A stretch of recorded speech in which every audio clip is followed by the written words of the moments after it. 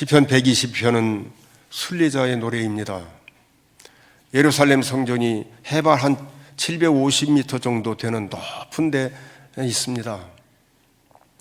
그런데 본래 이 노래는 바벨론 포로로 70년 동안 있다가 돌아오면서 예루살렘 성전을 향하여 나아가는 이스라엘 백성들의 그런 참 어쩌면은 가슴에 복받치고 또 그리움에 사무친 그런 노래가 120편입니다. 70년 바벨론 포로 때에 찬송을 부를 수가 없었습니다. 하나님 앞에 제대로 예배를 드릴 수가 없었습니다. 여러분, 우리가 이렇게 살으니까 모르지 한번 아파 보십시오. 죽을 지경이 되어 보십시오. 예배 못 드려요. 기도 못 합니다. 할 수가 없는 거예요. 내가 지금 까무러쳐 죽어가고 있는데 기도가 안 되는 거예요. 그런데 기도 없는 성도, 예배가 없는 성도는 힘이 없습니다. 그리움과 참 하나님을 향한 그 사모함이 순례자의 가슴에 깃들어 있는 것입니다.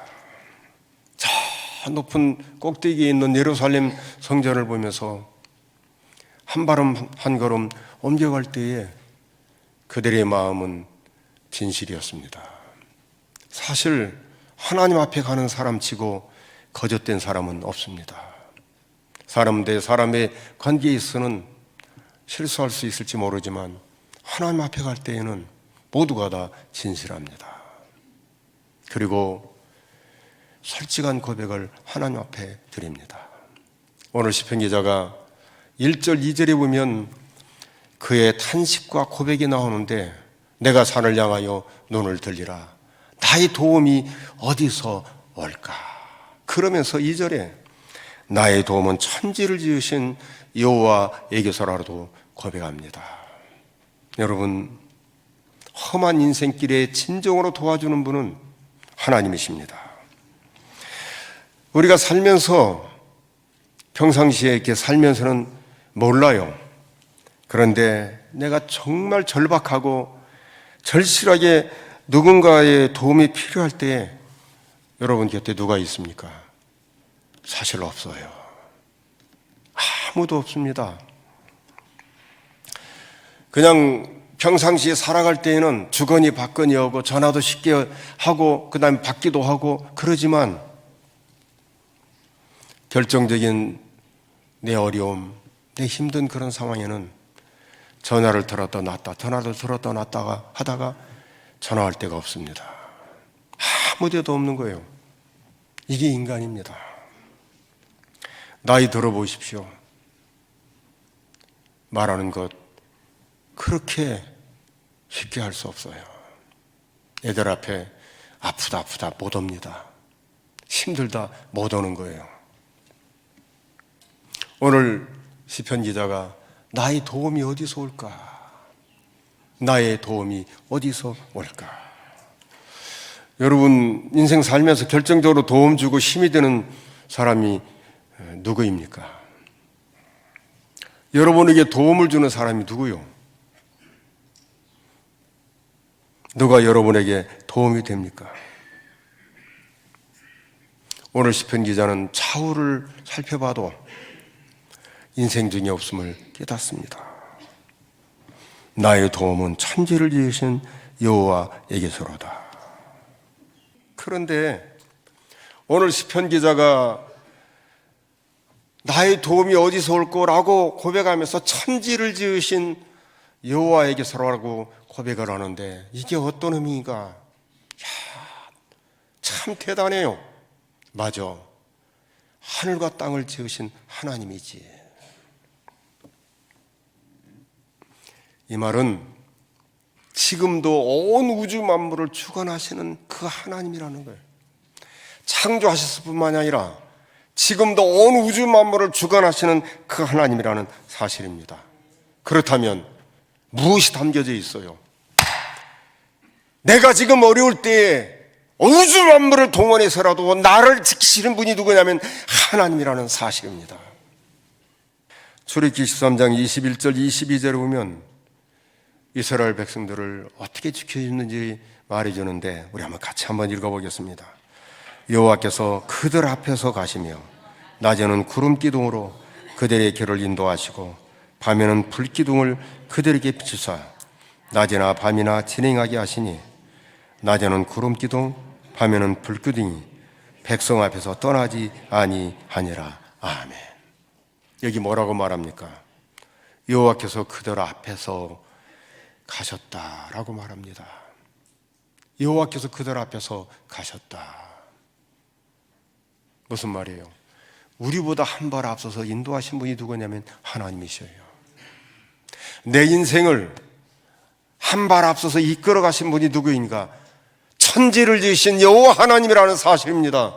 그분이 내 인생을 인도하는 거예요. 그분이 내 인생의 앞길을 걸어가서 펼쳐주시고 그리고 역사해 주십니다. 참 살면 살수록 우리 하나님이 너무 좋고 고맙습니다. 우리는 인생을 두 번 살지 않잖아요. 한 번 살잖아요. 그런데 참 살면서 깨닫잖아요. 어떻게 내 인생을 이렇게 인도하시는가. 고비고비 그때마다 하나님께서 내 앞서서 역사하시는 그 하나님의 지켜주심. 어떤 때는 눈물이 나고 어떤 때는 감사해서 내가 더 잘 살아야지, 내가 더 잘 살아야지, 이런 마음을 가질 때가 참 많습니다. 그런데 그 하나님이 우리를 어떻게 하시냐면 실족하지 않게 한다라고 말해줍니다. 실족하지 않게 한다는 말은 헛발을 디디지 않게 한다는 거예요. 아간 여리고성을 정복할 때 막강했습니다. 아이성은 조그마한 성이라 해서 아이성이에요. 그런데 아간이라는 자가 눈이 어두웁니다. 헛발질이죠. 큰 여리고성을 함나가는 것도 하나님의 역사인데 하지 말라는 걸 합니다. 신할산 위에 두 한 발을 숨기고 금덩어리를 숨깁니다. 아이성을 공격할 때 패배하고 맙니다. 나중에 원인을 찾고 보니까 아간이 물건을 훔친 거예요. 그 한 사람 때문에 이스라엘의 수많은 군인들이 죽고 그 아간 때문에 그 집안은 쑥대밭이 되고 만 거예요. 여러분, 헛발질이 얼마나 무서운 줄 아십니까? 내가 한번 잘못하면 내 후손들에게까지도 이게 이름이, 그 어두움이 함께 있다는 걸 여러분 아시기를 바랍니다. 그런데 하나님을 향해서 찾아나가는 하나님의 백성들, 하나님의 사람들, 인생에 헛발질하지 않도록 지켜주시는 분이 누구인가? 하나님이라고 말해줍니다.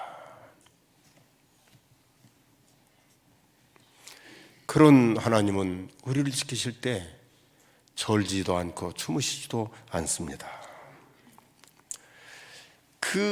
오늘 8절밖에 되지 않는 짧은 구절인데 지킨다는 말을 몇 번이냐면 7번을 해요. 4절에도 지키시느니 5절에도 너를 지키시느니 7절에도 너를 지켜 7절에도 내 영혼을 지키시로다 8절에서 지금부터 영원까지 지키시로다. 이 지킨다는 말을 계속해서 반복을 합니다. 이 말이 무슨 말인 줄 아세요? 우리를 향한 주님의 그 관심, 뚫어지게 보는 눈이 한 번도 띄지를 않는다고 말해줍니다. 우리를 향한 하나님의 눈은 떼지 않으셔요. 마치 어린아이를 엄마의 눈이 떼지 않고 보는 것처럼 우리를 그렇게 눈을 떼지 않고 보신다고 말해줍니다. 요한계시로 보면 하나님의 눈을 이렇게 불꽃 같다 그렇게 했어요. 불꽃 같다. 요한계시록 1장 14절인데 그의 머리와 털의 희기가 흰 양털 같고 눈 같으며 그의 눈은 불꽃 같다. 꿰뚫어 보시고 떼지 않는 거예요. 속속들이 빠짐없이 정확하게 보신 분이 누구냐면 아버지 하나님, 우리를 지키시는 하나님이라고 말해줍니다. 그분은 우리의 머리털까지도 세심바 되신 하나님이십니다. 그분이 어떻게 우리를 지켜주시는가? 우리의 오른편이 되어서 그늘이 되어서 지켜주신다라고 말씀해 주십니다. 오른편이라는 말은 여러분 하나님 앞에 왼편 오른편이 어디 있어요? 그런데 성경에 보면 오른손 오른편은 강력한 걸 말합니다. 하나님의 강력한 힘과 능력으로 우리를 지켜주시는데 그늘이 되어준다는 말은 해로운 것을 막아주고 보호해주는 것을 말씀해 주십니다. 어떤 교활한 마귀의 괴계 그리고 강력한 그런 마귀의 그런 세력에서도 우리를 보호해 주신 분이 누구인가? 하나님이라고 말씀해 주십니다. 다니엘 보십시오. 바벨론 포로로 잡혀갑니다. 몇십 년을 그가 총리로 삽니다. 바벨론이 멸망해요. 그래서 메대라는 나라가 서게 됩니다. 근데 메대라는 나라가 서면서 그 왕이 다리오라는 왕인데 가만히 보니까 다니엘이 괜찮아요. 국무총리가 셋인데 그 중에 수장을 누구를 만드냐면 다니엘을 만듭니다. 여러분, 사실은 나를 힘들게 하고 어렵게 하는 사람은 멀리 있는 사람이 아닙니다. 한번 생각해 보십시오. 북한에 김정은 말하지만 여러분 김정은이 여러분 옆에 와서 막 해코지하거나 막 거짓말하거나 막 모함하거나 그런 거 봤어요? 없어요. 진짜 힘들게 하는 거 가까이 있는 사람이에요. 진짜 여러분 신경 쓰이는 사람 배우자예요. 가까이 있는 사람이 가까이 있는 사람. 늘 붙어 있는 사람이 이게 제일 힘든 거예요. 엄밀하게 말하면. 다니엘 셋 국무총리 중에 자기가 우두머리입니다. 이 두 사람이 가만두지를 않아요. 모함을 합니다. 그리고는 다니엘의 약점을 찾아가지고 그걸 가지고 다리오 왕에게 말합니다. 다니엘이 매일같이 한 게 있어요. 여러분 꼭 기억하시기 바랍니다. 다니엘은 바벨론 포로로 잡혀가서도 창문을 열고 하루에 3번씩 고국을 위해서 기도한 사람이 다니엘입니다. 예수 믿는 사람은 말입니다. 애국자요. 진짜 예수 믿는 사람들은 애국자입니다. 한시도 빼놓지 않고 나라를 위해서 기도하는 사람이 진짜 애국자. 이게 예수 믿는 사람이요. 만약에 예수를 믿으면서 나라를 위해서 기도하지 않는다. 그건 그럴 수가 없지요. 아니면 어린애이죠. 어린애 신앙은 자기만 밖에 몰라요. 진짜 다니엘은 3번을 놓고 하나님 앞에 기도하는데 그걸 알아요. 다리오 왕에게 말합니다. 왕 위에는 어느 누구에게도 어느 신이든 기도하지 않게 하십시오. 만약에 기도하는 자가 있으면 사자굴에 던져서 죽게 합시다. 다리오 왕이 들으니까 너무 좋지요. 그래서 어인을 꽉 찍어요. 아니나 다를까 다니엘은 그 말을 듣고도 하나님 앞에 하루에 3번씩 기도합니다. 그들이 가만히 있을 리가 없지요. 우리나라 정치하는 놈들이나 그놈들이나 똑같은 것 같아요. 그놈이 그놈이죠. 좀 잘하면 칭찬하고 격려해주면 얼마나 좋겠습니까? 깎아내리려고 흠집만 찬이라고 정신이 없어요. 그러니까 다 도둑놈들이죠. 나는 정치하는 놈들은 다 도둑님 같아요. 진짜 국민들이 진짜 착하고 너무 좋아요. 정말 열심히 일하고 우리 한국 국민들처럼 성실한 사람들이 없지 않습니까? 정치하는 이놈들은 다 나쁜 놈들이요. 꽁돈 쓰니라고 정신없고. 좀 시원해요? 나도 좀 시원합니다. 진짜 나쁜 놈들이죠. 그놈들 싹 없애버리고 딴 사람들 국회의원 됐으면 좋겠어요. 진짜 애국자들이 다 그 교수에 들어갔으면 좋겠어요. 우리 교회 진짜 훈련받은 제자훈련 남녀 순장만 들어가도 이런 일이 안 생길 텐데.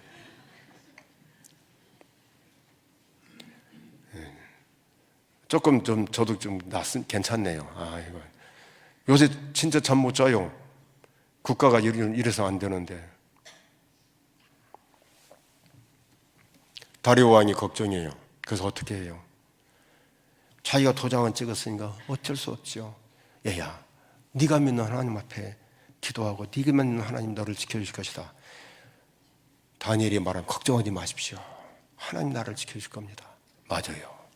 하나님이 지켜주십니다.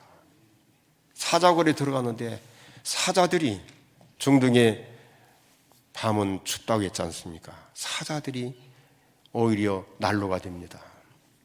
아침에 일어나서 다리오가 잠을 못 자고 일어나서 다니엘이 말합니다. 여호와를 섬기는 다니엘아, 다니엘아. 그랬더니 다니엘이 말합니다. 왕이시여 걱정하지 마십시오. 하나님이 나를 지켜주시고 사자의 이빨에서 나를 건져주셨습니다. 다리오가 화가 나서 그들을 사자굴에 뒀는데 들어가자마자 사자들이 그냥 입을 벌려서 그들을 부스러뜨리고 말아요. 다니엘서 6장 19절 24절인데 우리 한번 같이 한번 읽어보겠습니다. 이튿날에 왕이 새벽에 일어나 급히 사자굴로 가서 다니엘이 든 굴에 가까이 이르러 슬피 소리질러 다니엘에게 묻되 살아계시는 하나님의 종 다니엘아, 내가 항상 섬기는 내 하나님이 사자들에게서 능히 너를 구원하셨느냐 하니라. 다니엘이 왕에게 말하되 왕이 원하건대 왕은 만수무강하옵소서. 나의 하나님이 이미 그의 천사를 보내어 사자들의 입을 봉하셨으므로 사자들이 나를 상의하지 못하였사오니 이는 나의 무죄함이 그의 앞에 명백함이 오며 또 아니여 나는 왕에게도 해를 끼치지 아니하였나이다 하니라. 왕이 심히 기뻐서 명하여 다니엘을 굴에서 올리라 하며 그들이 다니엘을 굴에서 올린즉 그의 몸이 조금도 상하지 아니하였으니 이는 그가 자기 하나님을 믿었음이었더라.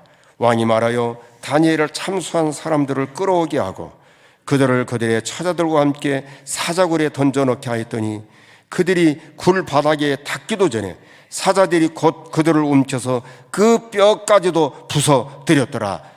아멘. 여러분, 하나님은 우리를 보호해 주시는 하나님이십니다. 오늘 6절 7절 보십시오. 이렇게 말해요. 낮의 해가 너를 상하게 하지 아니하며 밤의 달도 너를 해치지 아니하리로다. 여호와께서 너를 지켜 모든 환난을 면하게 하시며 또 내 영혼을 지키시리로다. 하나님은 주의 백성과 자녀들을 지켜주시는 하나님이십니다. 어떤 악으로부터 지켜주시고 어떤 위험에서도 지켜주신 분이 우리 아버지 하나님이십니다. 그리고 가장 소중한 그것은 내 영혼을 지키시는 하나님이라고 말해줍니다. 뭘 지켜줘요? 영혼을 지켜주시는 하나님이십니다. 육신은 세월이 흐르면 쇠합니다. 사라집니다. 그런데 영혼이 쇠하면 소망이 없습니다. 처음 믿음이 좋았는데 갈수록 믿음이 이상하다. 그건 위험한 거예요. 처음은 순수했는데 시간이 흐를수록 이상하다. 변질됐다. 그건 위험한 거예요. 그런데 참 믿음의 하나님의 자녀들은 그 영혼을 지켜주신다라고 말씀해 주십니다. 영혼을 지켜주면 참 우리의 영혼은 이게 말입니다. 나이와 상관없이 이게 성장해요. 풍요롭게 됩니다. 겉사람은 후패하지만 우리의 영혼은 날마다 새롭다고 고백한 이 바울 사도의 그 고백이 맞아요. 나이가 들수록, 주님을 알면 알수록, 믿음의 깊이가 깊어질수록 그 영원의 감격이라는 건 말할 수가 없어요. 너무 좋습니다. 너무 아름답습니다. 그리고 꿈이 있는 거요. 가슴이 벅찬 거예요. 늙은이의 가슴을 벅차게 하는 게 뭐요? 인생 중에는 없습니다. 그런데 우리 영혼을 지켜주시는 하나님의 그 은혜가 우리에게 넘쳐 흐를 때에 영혼이 맑아지고 풍요롭게 해줄 때 가슴이 벅차고, 나이가 들었지만 뭔가를 하고 싶은 열망과 끊임없이 솟구치는 하나님을 향한 그 아름다운 믿음의 열매가, 그리고 열정이 얼마나 가득한지 모릅니다. 진리를 알고 복음을 깨달을 때 그 기쁨과 감격은 말할 수가 없습니다. 늙어서도 영혼이 맑다, 이것처럼 아름다운 것이 없습니다. 영혼이 맑다는 말은 세상에 물들지 않았다는 것이죠. 영혼이 맑다는 것은 인간의 생각과 사상이 그를 지배하지 못하고 오히려 하나님의 생각과 하나님을 향한 그 복음의 열정이 가득한 것을 우리에게 가르쳐 주십니다.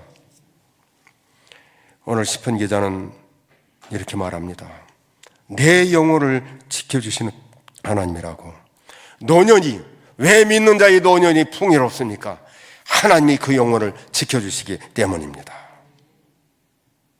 고린도서 4장 16절에 보면, 그럼 우리가 낙심하지 아니하느니 겉사람은 후피하나 우리의 속은 날로 새롭도다.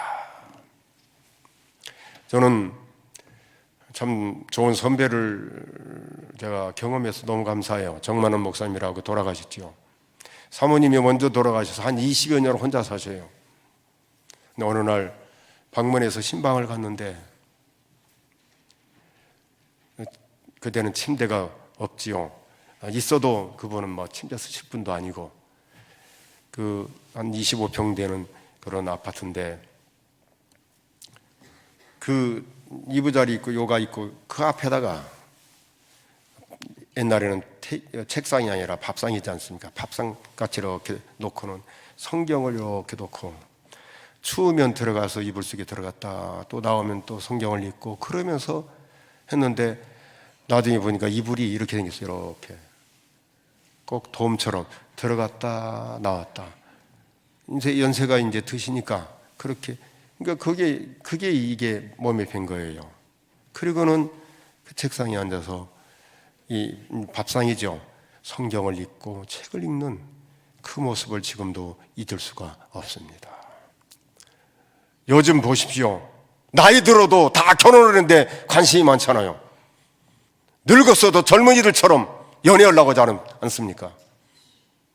영혼을 새롭게 하시는 그 주님이 주님 만날 그날을 바라보게 만들면서 오히려 가슴이 벅차고 더 진리를 알고 복음으로 뜨거워지는 우리의 늙은 생에 이렇게 인도하신 분이 하나님이라고 말씀해 주십니다. 그 하나님이 언제까지 우리를 지켜주셔요? 마지막 절에 오면 지금부터 영원까지 우리를 지켜주신다고 말합니다. 여호와께서 너희의 출입을 지금부터 영원까지 지키시리로다. 여러분, 영원까지 미래를 보장해 주시는 분은 하나님밖에 없습니다.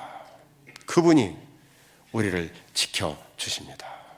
사랑하는 성도 여러분, 우리의 도움이 되시는 하나님,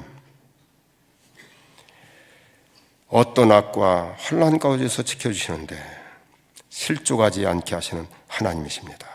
자연을 동원해서라도 지켜주시는 하나님이십니다. 영혼을 지켜주실 뿐만이 아니라 지금부터 영원까지 지켜주시는 그 하나님이 우리 아버지 하나님이십니다. 나를 지켜주시고 보호하시고 영원까지 책임져 주시는 그 하나님의 놀라운 은혜가 오늘 저와 여러분들이, 그리고 우리 교회에 함께하기를 기원합니다.